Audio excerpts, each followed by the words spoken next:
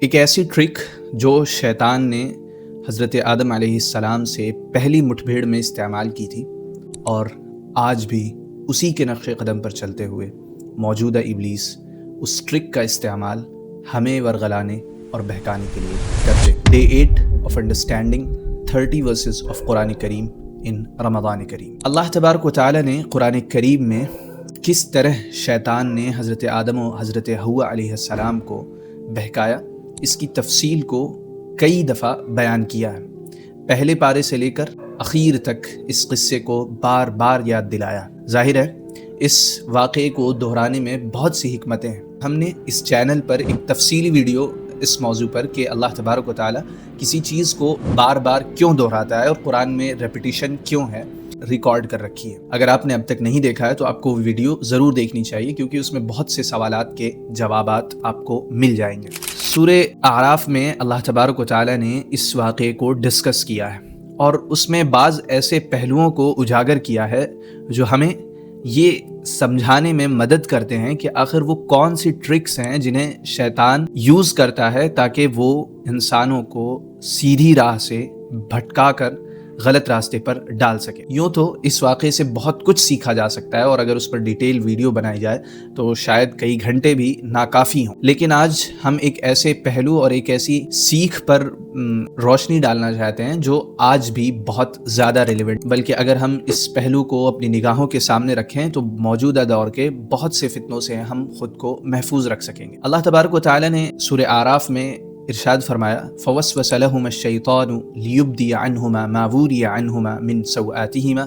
وقال ما نہاکما ربکما عن هذه الشجرة الا ان تکونا ملکین او تکونا من الخالدین وقاسمہما انی لکما لمن الناصحین۔ ان دو آیتوں میں شیطان کس طرح انسان کو گمراہ کرتا ہے اور وہ کون سے حربے استعمال کرتا ہے، اس کی 2-3 ٹرکس بیان کر دی گئیں۔ اللہ تبارک و تعالی نے ارشاد فرمایا کہ جب حضرت آدم کو اور حضرت حوا کو یہ اس بات سے خبردار کر دیا گیا کہ شیطان تمہارا کھلا ہوا دشمن ہے، تو شیطان نے اپنی مہم کا آغاز کیا، اور حضرت آدم کے اور حضرت حوا کے دلوں میں یہ وسوسہ ڈالا کہ یہ جو درخت جس سے تمہیں روکا گیا، اس سے کیوں روکا گیا؟ اس لیے نہیں کہ اس میں تمہاری کوئی بھلائی ہے، بلکہ صرف اس لیے روکا گیا ہے کہ کہیں تم فرشتوں کے مقام کو نہ پہنچ جاؤ، تم فرشتے نہ بن جاؤ، او تکونا من الخالدین، یا تمہیں ہمیشگی کی زندگی ایٹرنل لائف نہ مل جائے۔ تو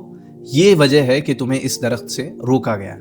اور پھر یہ بات کہنے کے بعد، یعنی یہ دونوں اسباب بیان کرنے کے بعد، اس نے اسی پر بس نہیں کیا بلکہ اس نے قسم کھائی، وقاسمہما انی لکما لمن الناصحین، کہ اس نے بڑی زور و شور کے ساتھ قسم کھائی کہ یقین جانو میں تمہارا دشمن نہیں ہوں، بلکہ میں تمہارا خیر خواہ ہوں، میں تمہاری بھلائی چاہتا ہوں۔ اس میں شیطان نے جو ٹرک استعمال کی ہے وہ یہ ہے کہ بری سے بری چیز کو ایک خوبصورت وجہ دی جائے، ایک خوبصورت نام دیا جائے، اسے اچھا ٹیگ اور اچھا ٹائٹل دیا جائے،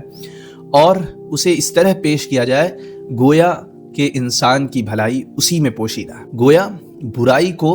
اچھے ناموں اور اچھے کور کے ساتھ پیش کرنا یہ شیطان کا ایک حربہ ہے جو وہ انسانوں کے خلاف استعمال کرتا ہے۔ تو آج بھی آپ دیکھیے کیسی کیسی برائیاں اچھے اچھے ناموں کے ساتھ پیش کی جا رہی ہیں، ان پر جو کور چڑھایا جاتا ہے، ان کی جو برانڈنگ کی جاتی ہے اور انہیں جس طرح پیش کیا جاتا ہے، وہ اتنا خوشنما ہوتا ہے اور اتنا دل کو بھا جانے والا ہوتا ہے کہ اگر انسان ذرا ڈیپ وے میں نہ جائے اور گہرائی سے نہ دیکھے تو اسے لگے کہ سارا خیر تو اسی میں پوشیدہ ہے۔ مثلا ویسٹ ہماری عورتوں کو آزاد کرانے کی بات کرتا ہے، liberate women, liberation of women, emancipation of women. کتنا اچھا نام ہے، کتنا اچھا لقب دیا گیا ہے، اور کتنے اچھے سے اس کی برانڈنگ کی گئی ہے۔ گویا ہماری عورتیں غلام ہیں اور ویسٹ انہیں آزاد کرانا چاہتا ہے۔ آزادی کو بھلا کون برا کہہ سکتا ہے؟ لیکن آزادی کے پیچھے منصوبہ کیا ہے؟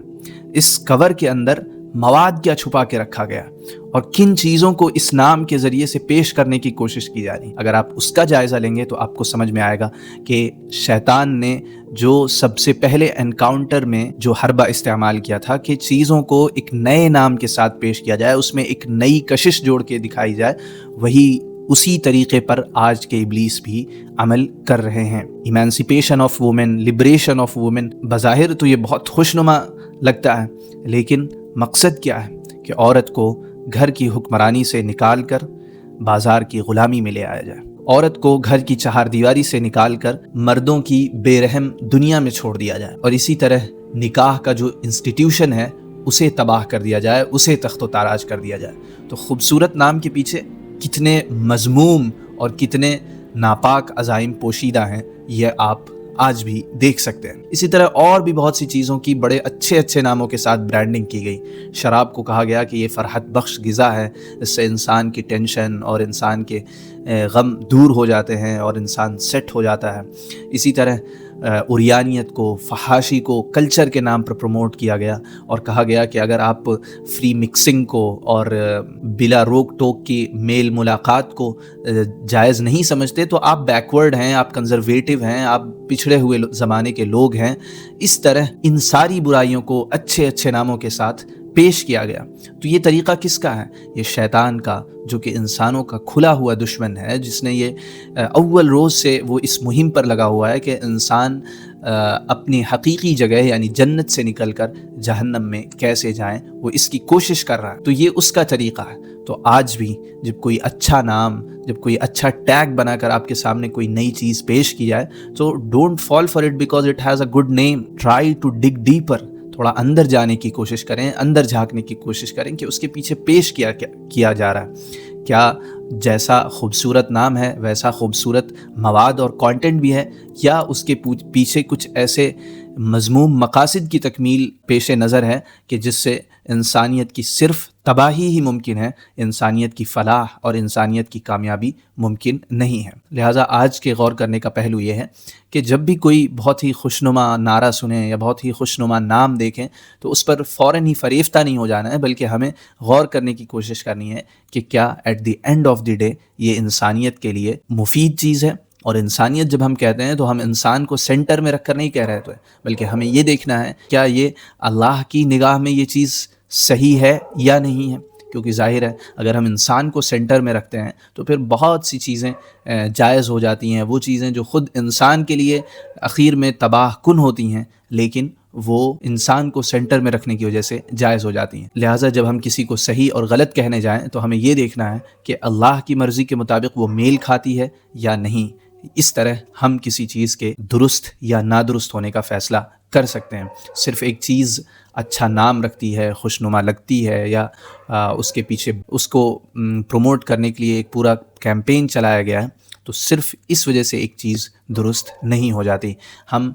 اس قصے سے یا حضرت آدم اور شیطان کے درمیان جو پہلی مٹبھیڑ ہوئی جس میں شیطان نے اس حربے کو اختیار کیا، اس کو اگر ہم ذہن میں رکھیں گے تو بہت سی برائیاں ہمیں پہلے مرحلے میں ہی سمجھ میں آ جائیں گی کہ یہ دراصل وہی کوشش کی جا رہی ہے کہ اچھے نام کے اندر بری چیزیں چھپا کر کے پیش کی جا رہی۔ ہماری رمضان سیریز جاری ہے، آپ ہماری رمضان سیریز سے جڑیں، انشاءاللہ ملتے ہیں اگلی ویڈیو کے ساتھ۔ السلام علیکم۔